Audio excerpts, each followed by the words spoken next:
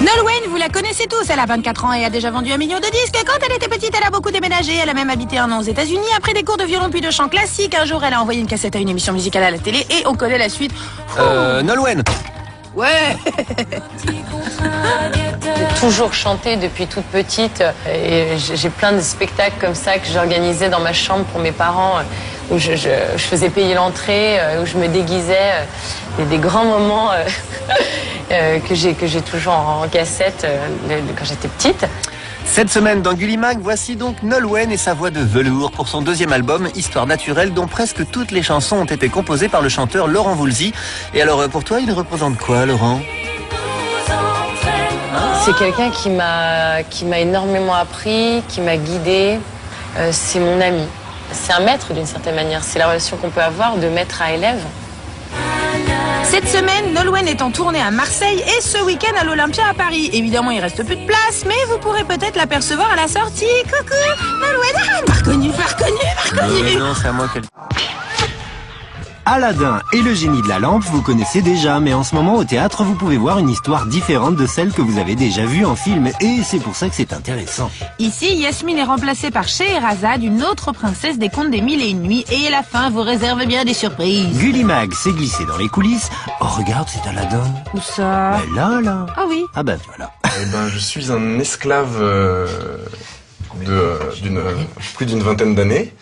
Je suis au service du grand vizir, qui me maltraite un petit peu, mais comme je suis un jeune homme pur et dévoué et que ma mère m'a dit d'obéir à mon maître, eh ben voilà, je suis fidèle et je l'écoute. Et la princesse, elle est où alors? Oh, la voilà. Oh, mais qu'elle est belle, la princesse. Je sens vraiment, des fois quand je rentre, je sens que les enfants, voilà, parce qu'il y a la couronne, il y a tout ça, puis il y a le fantasme de la princesse. Hein. Moi, c'est vrai que moi, petite fille, j'ai rêvé d'être une princesse, donc c'est vrai que même moi, quand je mets le costume, il y a un truc un peu magique, quoi, un peu.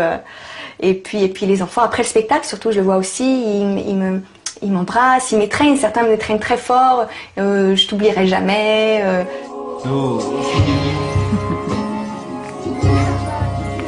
Bonjour les enfants. Bonjour. Est-ce que vous savez qui je suis? On m'appelle Scheherazade.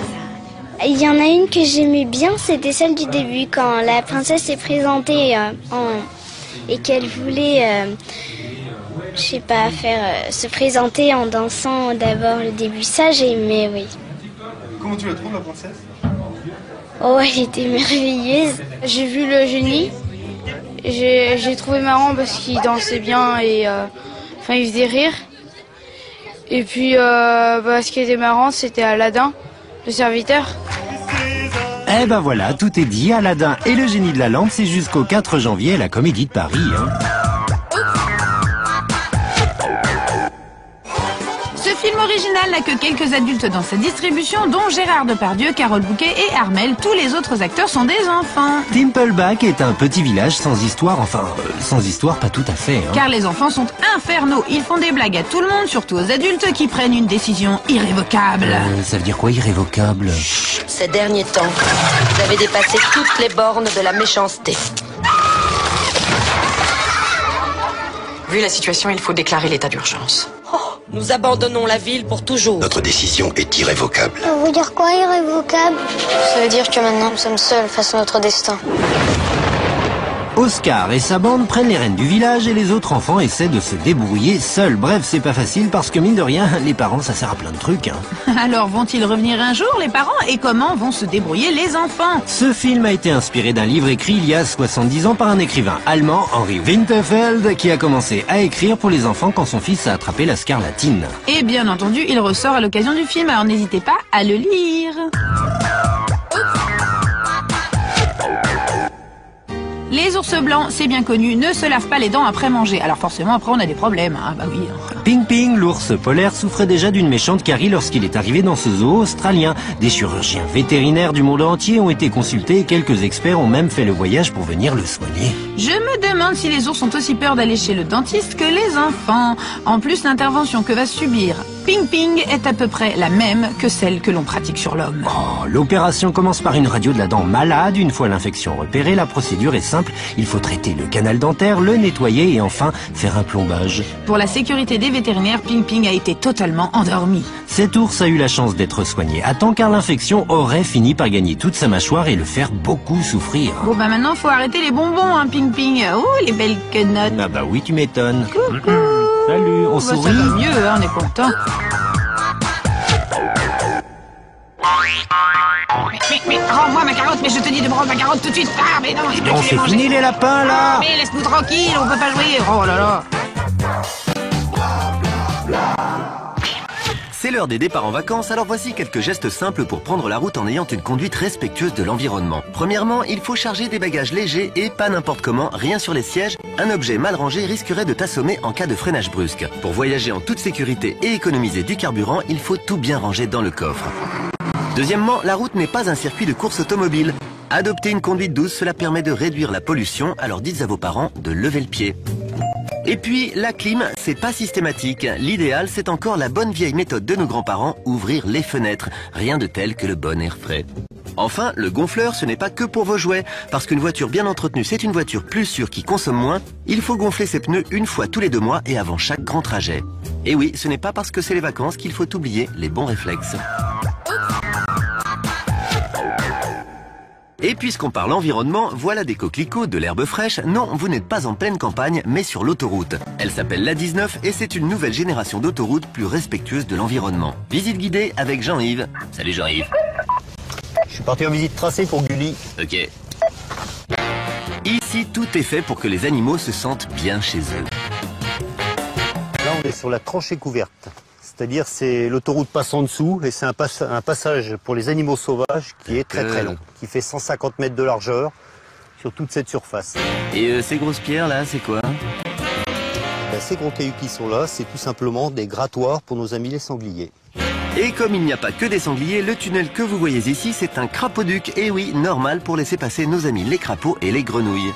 Côté flore, 200 000 arbres ont été plantés et une centaine de bassins ont été construits le long de l'autoroute pour récupérer l'eau de pluie salie par les voitures et la traiter.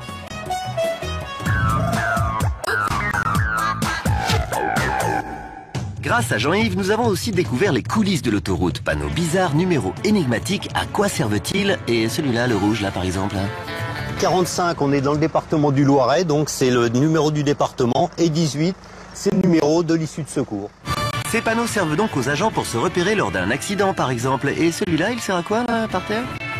C'est quand les gens sont en panne, ça leur indique dans quel sens faut qu'ils marchent avant de trouver un téléphone.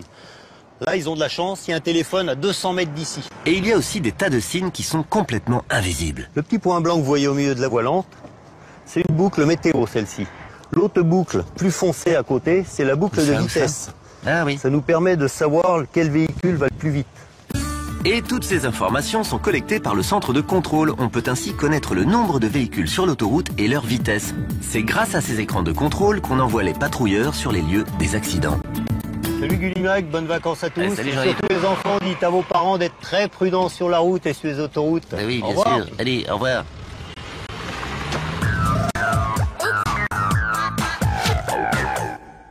La route peut être dangereuse, mais des équipes travaillent jour et nuit pour assurer votre sécurité. Tout commence ici, au centre de contrôle trafic près d'Avignon. Un grand écran de contrôle permet de voir tout ce qui se passe sur les autoroutes. Grâce à ces petites télés, on voit tout ce qui se passe en temps réel, comme par exemple les accidents ou les embouteillages. Comme ça, vous êtes prévenus de tous les risques et des trajets à éviter. Priorité à votre sécurité sur l'autoroute A7 à 11h40 en direction de Marseille. Un accident se serait produit. Les informations importantes sont transmises sur les panneaux lumineux et à la radio. À l'Ermitage, sortie numéro 13. On attend l'arrivée du patrouilleur sur place pour qu'il puisse confirmer. Dès que les centres de contrôle ont été avertis des dangers, des patrouilleurs sont envoyés sur les routes pour tout sécuriser. Le monsieur en jaune, là, c'est un patrouilleur. Bonjour, monsieur le patrouilleur. Il s'apprête à ramasser un objet qui encombre le chemin et qui pourrait provoquer un accident. Ah, c'est un énorme morceau de pneu de camion. Mais monsieur le patrouilleur, qu'est-ce qu'on doit faire quand on tombe en panne? Récupérer son gilet de sécurité qui est maintenant obligatoire dans les véhicules. On l'enfile, on descend de la voiture et ensuite... Et se mettre derrière la glissière de sécurité. Et attendre les secours. Allez, bonne route Gullimag, bonnes vacances à tous et soyez prudents. Bon, vous avez compris? Allez, patrouillez bien, au revoir. Vous pouvez enfin retrouver toutes ces infos pratiques dans le journal de Mickey spécial sécurité routière et environnement. Cet été, il est distribué gratuitement sur les autoroutes. Allez, bonnes vacances à tous.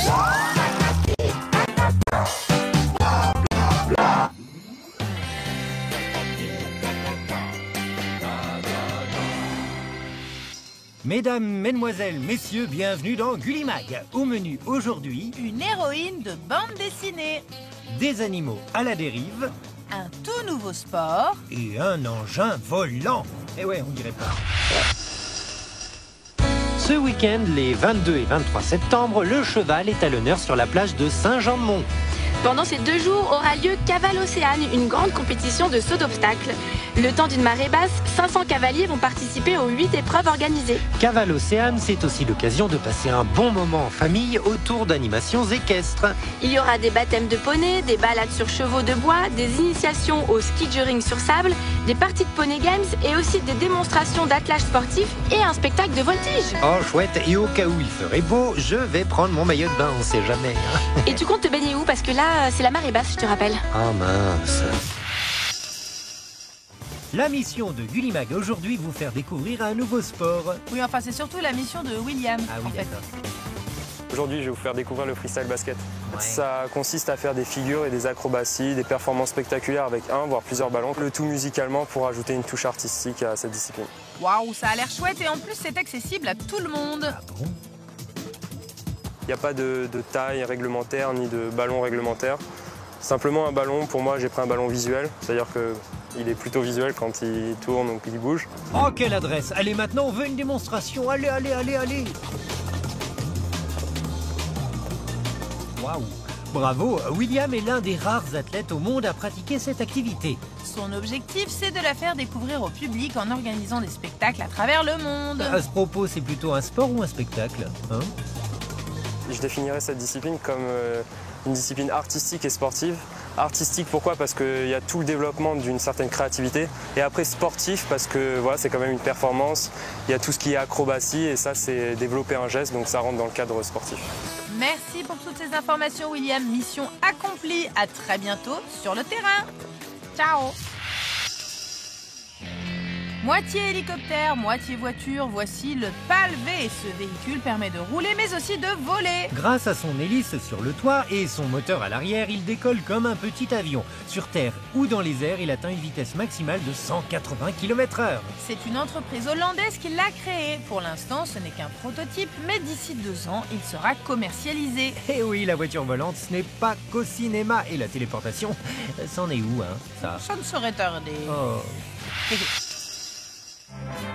Salut! Aujourd'hui, on a rendez-vous dans une librairie avec les créateurs d'une bande dessinée mortelle. Salut Gullimag! Je m'appelle Monsieur Tan.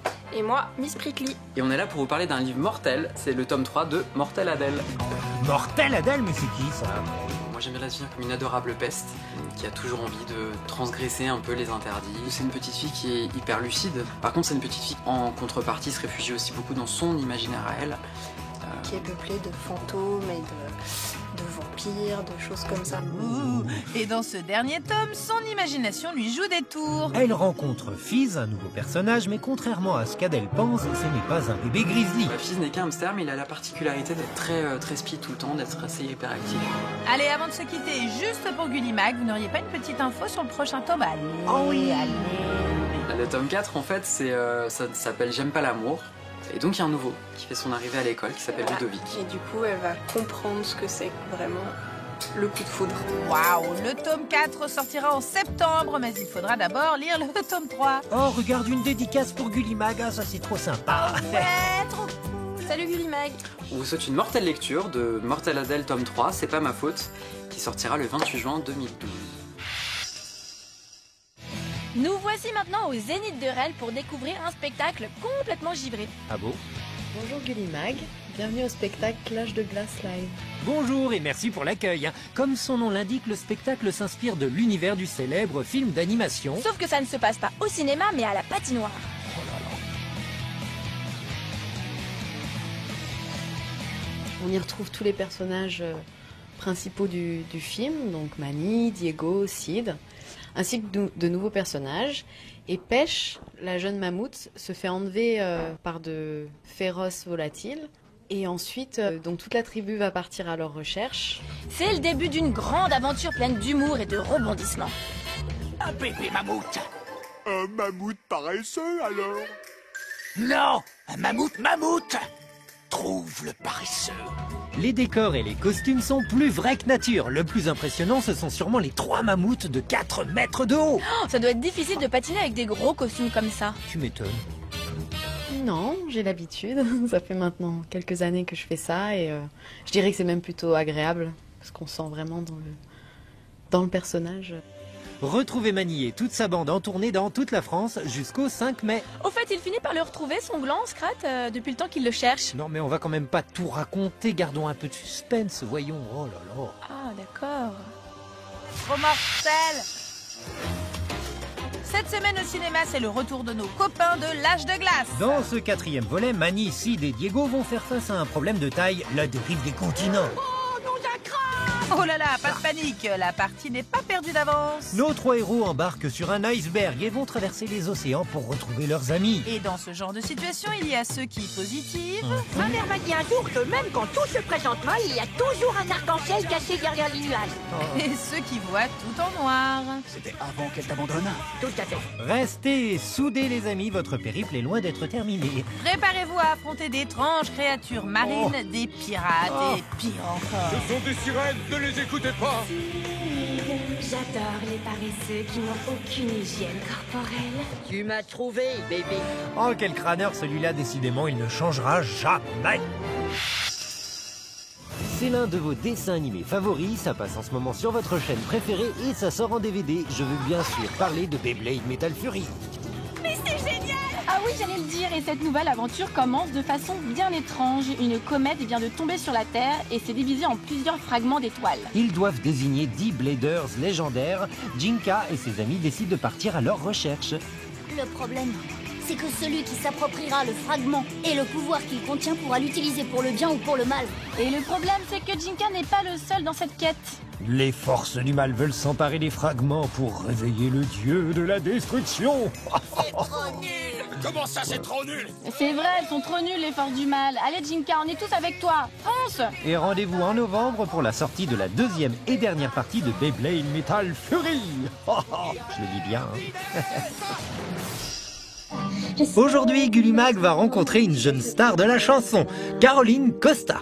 Moi, j'ai été révélée il y a maintenant 3 ans par l'émission Incroyable Talent où j'ai terminé 2e. C'était en 2008 et depuis, la chanteuse a fait un bon bout de chemin. Aujourd'hui, elle a 16 ans et elle vient de sortir son premier album. Il s'appelle simplement J'irai et voici déjà un court extrait. J'irai au bout du monde juste pour parler de toi.